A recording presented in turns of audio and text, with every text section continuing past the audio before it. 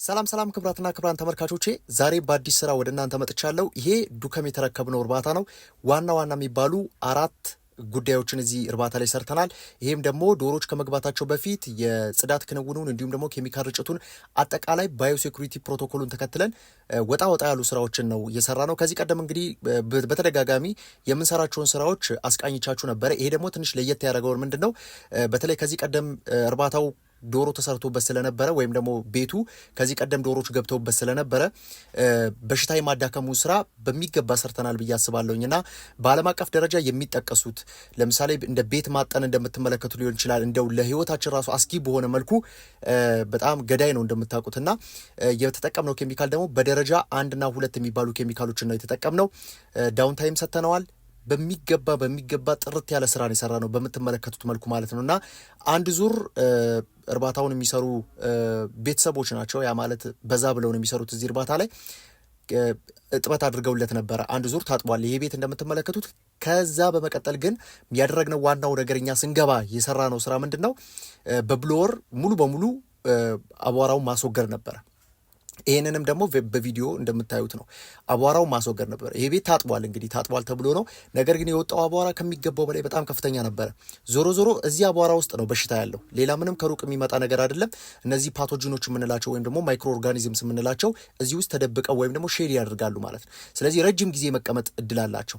ስለዚህ ለቀጣይ እርባታ ዶሮዎች ከመግባታቸው በፊት ሊደረግ የሚገባው ዋናው ጉዳይ ምንድነው የመጀመሪያ በደረቁ መጥረግ ነበር። እኛ ያው ከመጥረግ እንደዚህ አይነት ማሽነሪዎችን ተጠቅመን እንግዲህ ሙሉ በሙሉ ንቅል አድርጎ የሚያወጣ ወይም ደግሞ ሙሉ በሙሉ ጽድት የሚያደርገው ነው ይሄ ማሽን ማለት ብሎወር ወይም ደግሞ ደስተር የምንለው። ስለዚህ በዚህ መልኩ እንግዲህ አቧራውን ሙሉ በሙሉ አስወግደነዋል። በጣም ከፍተኛ የሚባል አቧራ ነው በነገራችን ላይ የወጣው። ለስራችን ጥሩ የሆነ በግልጽ ኬሚካል ርጭቱንም እንድናደርግ እንዲሁም ደግሞ ፍሌም ገን ደግሞ አስመለክታችኋለሁ። ፍሌም የምናደርገው ወይም ደግሞ ፋየር ገን የምንለውን በተመሳሳይ ያንንም ሰርተናል። ለዛም ስራችን አጋዥ እንዲሆነልን በዚህ ብሎወር አማካኝነት ሙሉ በሙሉ አጽድተነዋል። እንደምትመለከቱት ያው ጥርት እያለ ነው። እንደምትመለከቱት አቧራ ሁሉ ጠርቶ በተወሰነ መልኩ እንደዚህ እያጠራ ነው የምንገኘውና ይሄ እርባታ ዱከም የተቀበልነው የማቋቋም ስራ ነው በነገራችን ላይና ይህንን ስራ እንግዲህ ተቀብለን ወደ ስራ ገብተናል። ቀጣይ ስቴፖች ደግሞ አሉን። ከዚህ ኬሚካል ርጭት በኋላ ስለ ቤዲንግ ወይም ደግሞ ጉዝጓዝ እንዲሁም ደግሞ ሌአውቱን አጠቃላይ ሃውሲንግ ሲስተሙን የምናቀናጅ ነው የሚሆነው ማለት ነው። ስለዚህ ዶሮች ከመግባታቸው በፊት እኛ በሀገራችን ላይ በጣም በሰፊ የተለመደው ምንድነው የሆነ ኬሚካል 2 እና 3 ኬሚካል የሚጠቀሳል። ያንን ኬሚካል ገዝቶ ወደ ስራው መግባቱ ዋጋ ያስከፍላል። ያ ማለት በጊዜ ሂደት ነው። ሀገራችን ላይ በጣም ቀላል የማይባል በሽታ ይገባል። ያ ማለት ዶሮ እንዲሞትባችሁ አይደለም፣ ፕሮዳክቲቪቲ መቀነሱ፣ ዶሮችን ስትረስ ላይ መጣሉ። እንደው ተቆጣጠርኩት ብትሉ ራሱ ከዚህ ከዶሮቻችሁ ምርት ከመቀነስና ዶሮቻችሁን ስትረስ ላይ ከመጣል አታመልጡ። ስለዚህ ይሄንን ራሱ ለምን ይከሰታል ብለን ነው ወደዚህ ስራ እየገባን ያለ ነው። ፋየር ገኑ እንደምትመለከቱት ይሄ የፕሮቶዞዋል ጉዳዮችን ቶታሊ ነው በቃ ዲስትሮይ የሚያደርጋቸው። ምንም የማያዳግም ስራ ማለት ነው። የማያዳግም ስራ ወለሉን በዚህ መልኩ ፍሌም ካደረግ ነው ወይም ደግሞ ካቃጠል ነው ይሄ ሳይክል አለው አይደለም። እንጭጭ ራሱ ለምሳሌ ፕሮቶዞዋል የምንላቸው ከእንቁላል እንዲሁም ደግሞ እንደዚህ ስቴፖች አሏቸው አይደለም የሚያድጉበት የራሳቸው ሳይክል አላቸው። ያንን ሳይክል ማቋረጥ ወይም ደግሞ መግታት የሚያስችለው ይሄ ፍሌም ገን ነው። በጣም ኮስቲ ነው በነገራችን ላይ ይህንም ሙሉ ቤቱን ለማድረግ በጣም ወጪ ያለው ነገር ግን እንዲህ መሰራት ይችላል የሚለውን ለእናንተ ለማሳየት ነው። ግዴታ ማድረግ የሚኖርብን በጣም ከፍ ብለን እርባታን በዘመናዊነት ሰራን የምንለው እነዚህ አይነት ጉዳዮችን ከግምት ውስጥ አስገብተን ነው ማለት ነው። ስለዚህ በዚህ መልኩ እንግዲህ ሁለተኛው ስቴፕ ላይ ደርሰናል። አቧራውን አስወግደን በዚህ መልኩ እንግዲህ እንደምታዩት ጉድጓዶቹን እየፈለኩኝ ሼድ ያደርጋሉ። ብዙ ጊዜ ምቹ ይሄ ቀዳዳ የሆነ ቦታ ላይ የመሸሸጊያ ልክ እንደምን ልበላችሁ በጣም ቀዳዳ ማትገምቷቸው አይነት ቦታዎች ላይ ልክ እንደ ቅንቅን ማለት ነው ቀዳዳ የፈለጉ የሚገቡ ናቸውና የመራባት እድላቸው ወይም ደግሞ ይሄ ቬክተር ኮንትሮል የምንለውን አይነት ሲስተም ነው እየሰራን ያለ ነው ማለት ነው። በተለይ እነዚህ የሚሳቡ እንስሳቶች፣ በራሪ እንስሳቶች ከቦታ ቦታ የሚንቀሳቀሱት ለበሽታ ተሸካሚነት በጣም ከፍተኛ የሆነ አስተዋጽኦ የሚያደርጉ ናቸውና በምትመለከቱት መልኩ ፍሌም አድርገነዋል። ይሄ ብዙ እርባታ ላይ በተለይ ሀገር ውስጥ የተለመደ አይደለም። ቶታሊ እኔ አይቼም አላቅም። ነገር ግን ደግሞ በእንደዚህ አይነት መልኩ ብትሰሩ ደግሞ በጣም የተሻለ ጥቅም አለው። ከወጪ አንጻር እንዳልኳችሁ በ10 ሺና 20 ሺህ ብር ገመት ስራ ነው እየሰራን ያለ ነው በነገራችን ላይና የምንረጫቸው ኬሚካሎች በነገራችን ላይ ትልልቅ ካምፓኒዎች የሚረጯቸውን ኬሚካሎች ነው እየረጨን ያለ ነው። ከውጭ የሚገቡ ኬሚካሎችን ነው። ውህድም አዘጋጅተናል። ኬሚካሉን ቅድም አስቃኝቻችኋለሁኝ። 4 ኬሚካሎችን 4 ብልቃጦችን ተመልክታችኋል። እነዛ ውህዶች ናቸው፣ የተዋሃዱ ናቸው። ከ4 ከ5 ኬሚካሎች ኬሚካሎች ውህድ አድርገን በጣም ጠንካራ እንዲሆን እኛ ራሱ እየተፈተን የረጨንበት ሁኔታ ነው ያለው። በጣም እየተፈተን ማለት ያ ማለት ለመተንፈስ እስክንቸገር ድረስ ባለው ማለት። ስለዚህ በጣም ጠንካራ ነው። ይህንን ቤት ዳውን ታይሙ 3 ቀን ሰጥተነዋል። 3 ቀን ሙሉ በሙሉ ቤቱ ታሽጎ ይቀመጥና ስራውን ይሰራል ማለት ነው። ስለዚህ ከዛ በኋላ ወደ ውጭ ደግሞ ጎዝጎዙ ቤቱን ወደ ማናፈሱ እንሄዳለን ማለት ነው። ደግሞ ለሚገቡት ዶሮዎች ቶክሲክ እንዳይሆን መርዛማ እንዳይሆን እናናፍሰዋለን በዚህ መልኩ ማለት ነው። ስለዚህ እንደተመለከታችሁት በቃ ጥሩ የሚባል ስራ ኬሚካል ርጭቱንም እንደምትመለከቱት በጣም ያማረና በምታዩት መልኩ ነው በቃ ስራችን በአጠቃላይ። ለዚህ ስራ በነገራችን ላይ ምንም አይነት ክፍያ አልጠየቅንም። አርቢው በተሳካ ሁኔታ እርባታውን እንዲያጠናቀቅ ነው ዋነኛው ፍላጎታችን። ምንም አይነት ሳንቲም አልተቀበልንም። ከኛ ኦርደር ላደረገ በጣም ብዙ ስራዎችን እየሰራን ያለ ነው።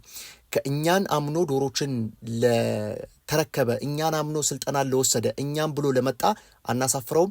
በጣም በገንዘብ ሊለኩ የሚችሉ በጣም ብዙ ገንዘብ ሊያስወጧቸው የሚችሉትን እኛ በራሳችን ማቴሪያሎች ነው የምንሰራውና በዚህ መልኩ እንግዲህ የአሁኑ ስራችንን ደግሞ አስቃኝቻችኋለሁ። ዱከም ነው የሚገኘው 1500 ዶሮዎች የሚገቡበት ቤት ነው። በነገራችን ላይ ራሳችን ቤት ያዘጋጀንላቸው ቤቱን ከተረከቡ በኋላ ውል ከፈጸሙ በኋላ ነው ይህንን ስራ አንድ ዙር አጠቡልን። እኛ ደግሞ በሚቀጥሉትን ስራዎች የኬሚካል ርጭቱን በሚገባ እያከናወን እንገኛለን ማለት ነው። ስለዚህ ሁላችሁም ዶሮቻችሁን ከማስገባታችሁ በፊት ማድረግ የሚኖርባችሁ ዋነኛ ጉዳይ ምንድን ነው? የኬሚካል ምርጫችሁ ልታውቁት ይገባል። ቅድም እንደገለጽኩላችሁ ነው። ሀገራችን ላይ በጣም ከመለመዱ የተነሳ የሆነ ቤት ገብታችሁ የሆነ እንስሳ ፋርማሲ ገብታችሁ የሆነ ነገር ገዝታችሁ መውጣት በጣም የተለመደ ነው። ሰዎቻችሁም አዳዲስ ነገሮች ሲመጡ ሪኮመንድ አያደርጓችሁም። ለምሳሌ በጣም ኬሚካሎች ከመለመዳቸው የተነሳ ዶሮዎች ከዚህ ቀደም የተሰራባቸው ቤት አዲስ ቤቶች እንደየእንስሳቱ ለምሳሌ የከብት እርባታ የነበረ ማድለቢያ የነበረ በጎች ፍየሎች የነበሩበትን ቤት የምንረጨው ኬሚካልና የምንሰጠው ዳውን ታይም ወይም ደግሞ አይድል ታይም የምንለው ለብቻው የሚቀመጥበት ታፍኖ የሚቆይበት ጊዜ አለ። ከዛ ጋር ተያይዞ አብሮት እንትኖች አሉት ሂደቶች አሉት። ያንን ፕሮሲጀሮች መከተል ይኖርብናል። አንዳንድ ኬሚካሎች በነገራችን ላይ የሚፈልጉትም የቴምፕሬቸር መጠን አለ። ለምሳሌ በሞቃታማ ነው በቀዝቃዛማ የሚለው የተለያዩ ኬሚካሎች የሚፈልጓቸው ቴምፕሬቸሮች አሉ። አክቲቭ ለመሆን ማለት ነው።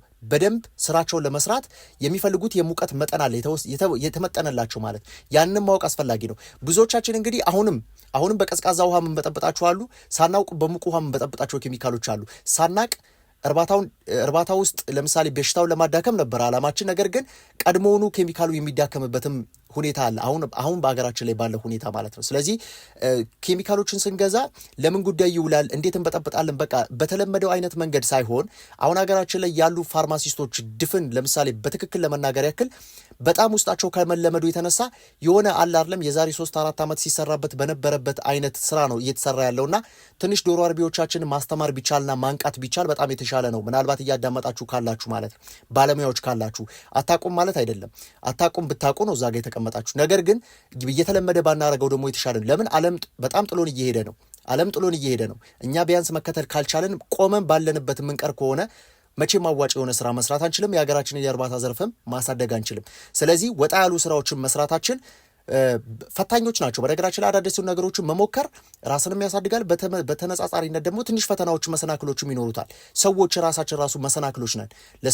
ለስራችን አንድ ስቴፕ ለመሄድ እኔ እንደዚህ ስናገር የሆነ መሰናክል እንደሚገጥመኝ አውቃለሁ። ወደፊት የሆኑ ሰዎች ቅር እንደሚሰኙ አውቃለሁ። የሆነ አካል እንደሚደብረው አውቃለሁ።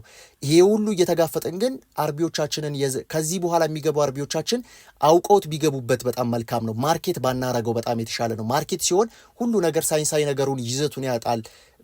ይሄ ትርፋማ ትክክለኛውን ስራ ያጣልና ማርኬት ባናረገው በጣም የተሻለ ነው። ይሄ መልእክቴ ቦታው ላይ ላሉ ይሄንን ተግባር ለሚፈጽሙት ይድረስልኝ ለማለት ፈልጋለሁ። በተቀረው ግን በምትመለከቱት መልኩ እንግዲህ ቤቱ ከተረጨ በኋላ ወዲያው የበሽታ የማዳከሙን ስራ ለመጨመር ደግሞ በላዩ ላይ ምን አድርገንበታል?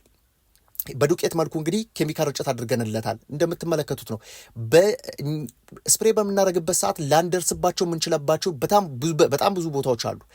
እነዛን ቦታዎች እንግዲህ በቀላሉ በዚህ ብሎወር አማካኝነት ፊሙጌት እናደርገዋለን ማለት ነው። ይሄ ማለት በማጠን መልኩ እንግዲህ ዶሮ እርባታ ላይ ሁለት ነገሮች ይታጠናሉ። አንደኛው እንቁላል ወይም ደግሞ ፈርታይል ኤግ የዘር እንቁላል ፊሙጌት እናደርጋለን። ሁለተኛው ምንድነው ዲስኢንፌክት በምናደርግባቸው ፕሮሲጀር ውስጥ የሚጠቃልለው ፊሚጌት የአጠቃላይ ቤቱን የማጠን ስራ ነው። ስለዚህ 1-2 ጉዳዮችን አጥነናል። እኛ በምትመለከቱት መልኩ በጭስ መልክ እኛ ልንደርስባቸው የማንችላቸው ቦታዎች በጭስ መልክ እንዲደርሰው እና በሽታ እንዲያዳክም አድርገናል። 1 በተለይ ለባክቴሪያል ኢንፌክሽኖች በጣም ፍቱን ነው አሁን ስፕሬይ እያደረግን ያለ ነው ወይ በብሎር ፊሚጌት እያደረግን ያለ ነው ማለት። ስለዚህ ይሄ አሁን እያረኩ ያለሁት በጣም እስካሁን ታግሳችሁ የሰማችሁ እጅግ በጣም አመሰግናለሁ። ይሄ ለመጀመሪያ ጊዜ ያደረግኩት ነው። እኔ ራሱ በጣም መተንፈስ እስኪያቅተኝና በቃ እንባ በእንባ የሆንኩበት አይነት ስራ ነው። ይሄ በቃ በጣም ከፍተኛ የሆነ አቅም ያለው ነው። ቤቱን ከዘጋችሁ በኋላ ይሄንን ቀላቅላችሁ 2 ግብአቶች አሉ። እነዚህን ቀላቅላችሁ ፊሚጌት እንዲያደርግ ማድረግ ነው። በጣም ውድ ነው ግብአቱ። በነገራችን ላይ በጣም ውድ ነው። በፓውደር መልኩ የምናገኘው በተለይ በጣም ውድ ነው። የሚመከርም አይደለም። እኔ ለግሌ ራሱ የምጠቀመው አይመስለኝም። እና ለእናንተ ለማሳየት ግን እንዲህ መሰራት ይችላል እንድትማሩበት ያክል ነው። ያ ማለት በወጪ አንጻር ብናስበው 10,000 እና 20,000 ብር የማይበቃው ስራ ነው እየሰራን ያለ ነው። የሰው ኃይል ያደራጀነው የሰው ኃይል ራሱ የዛን ያክል ነው። ጊዜ የወሰድንበት ለነገሩ ምንም አይነት ክፍያ አልጠየቅንበትም ለዚህ ስራ ማለት ነው። ስለዚህ ከኛ ጋር አብራችሁ ስትሰሩ ይሄን ያክል አንድ እርምጃ 2 እርምጃ 3 እርምጃ ከፍ ብላችሁ ከሌላው እርባታ የምትጀምሩበትን መጀመር ብቻ አይደለም፣ በስራ መካከል ደግሞ የክትትልና ድጋፉን ሂደት አብረን የምንሰራ ነው የሚሆነው። ስለተከታተላችሁኝ እጅጉን አመሰግናለሁ። እንግዲህ በቀጣይ የተለያዩ መረጃዎችን ወደ እናንተ ይዤላችሁ መመጣው ጥሩ ትምህርት እንዳገኛችሁበትና እርባታም እንደዚህ ሀገራችን ላይ እየተሰራ እንደሆነ አጀማመሩ ይህንን እንደሚመስል ምን አይነት ፕሮሲጀሮች እንዳሉት ቅድመ ተከተሎቹ ምንድናቸው የሚሉትን በተወሰነ መልኩ እንደተረዳችሁ ተስፋ አደርጋለሁኝ። ስራዎቻችን ይህንን ይመስል ነበረ።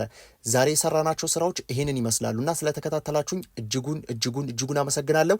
የእንቁላል ዋጋ፣ የዶሮ ዋጋ፣ የዶሮ እንክብካቤ፣ ጠቅላላ የዶሮ እርባታ ስራ መማር የምትፈልጉ ካላችሁ በቴሌግራም ቻናላችን አይንሸት ፋርም ይሰኛል። አይንሸት ፋርም በእንግሊዝኛው ጽፋችሁ ይመጣላችኋል። ከ12,000 በላይ ተከታይ ያለው ነው። እዛ ላይ ገብታችሁ የተለያዩ መረጃዎችን የምትቃኙበትም ነው። የተለያዩ መረጃዎችም ታገኙበታላችሁ። በደቂቃዎች ልዩነት የሚለቀቅበት መረጃ ነው። በጣም አስተማሪ ነው። በጽሁፍ በቪዲዮ በፎቶ የተደገፈ መረጃዎችን እዛ ላይ ታገኛላችሁ። ቲክቶክ ቻናላችንን፣ ፌስቡካችን በጣም ተወዷል። ወደ 35,000 ተከታዮች ገብተናል። ጆይን አድርጉ። ሰላም።